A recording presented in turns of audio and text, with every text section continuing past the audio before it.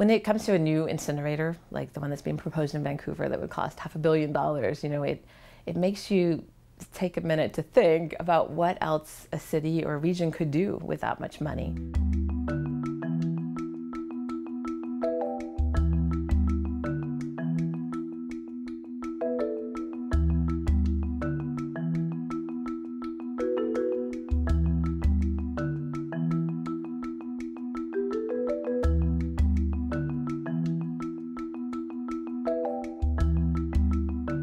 Over 90% of what's being discarded can be recycled or composted, and that just keeps growing. And it makes more sense to invest in that than to invest in a large facility to burn material and lock up that stream.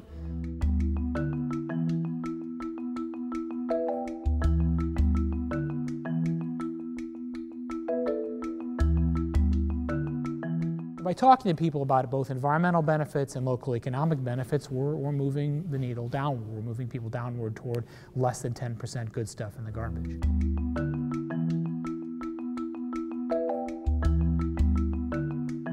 Failing to recover valuable materials means you're missing an economic opportunity for the direct value of those materials to come back into the local economy. Second, you're missing a whole range of environmental benefits, which vary from greenhouse gases to water saving to just all sorts of things, depending on what the material is. And third, you're failing to secure the supply chain for local industry. Large corporations around the world are paying attention to supply chain because they need to have a secure source of supplies, and we're increasingly getting to hear about it for other size entities as well. Recycling has so much potential to create jobs that when cities invest in incinerator, instead of investing in recycling infrastructure and composting infrastructure, the incinerators become job killers at the local level.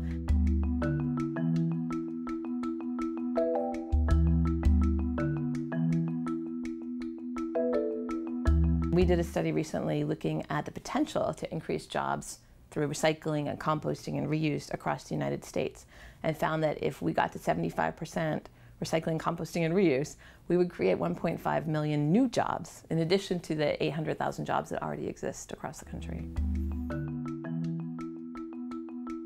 Incineration is the most expensive form of energy generation that is known of today. It's more expensive than nuclear power, both in terms of its operating and maintenance costs and in terms of its construction costs.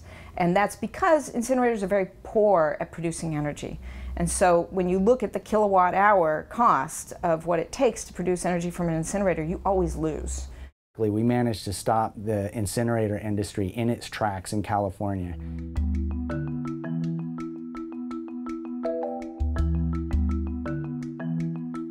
We knew that if they built an incinerator, two things would happen. One, all of the efforts to recycle and recover those materials would be undermined because we'd have this hungry incinerator that just wanted to burn everything. And once you build a facility like that, it wants as much material as it can get because its profits are made by tonnages, tipping fees, and the energy they sell. So we knew that we'd be competing with them for newspaper, for cardboard, even for plastics. You've got all these black plastic bags. What's in every one of them? Somebody going to slit those damn things open and find out what's in there? No. It is just a really rotten, bad, shitty idea to ever burn that kind of stuff in a mass burn incinerator. It's just crazy.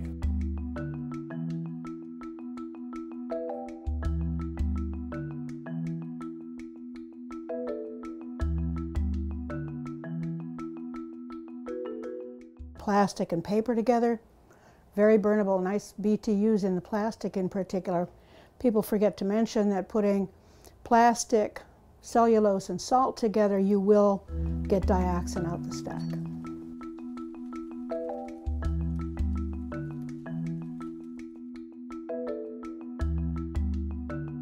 We don't like the term waste energy because we think it really is more of a waste of energy.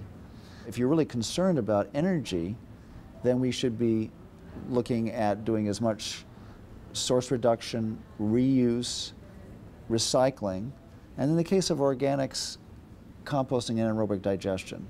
If you invest giant amounts of money in some power plant that is going to burn mixed garbage, it'll have to be amortized over a 20 or 30 year period So that means your government, they're going to want to run that thing for 20 or 30 years because that's how long it takes to pay off their debt. They go into debt to build it, and then after that they have to make it work. So it puts a clamp on recycling and stops it, essentially. It's all about market share.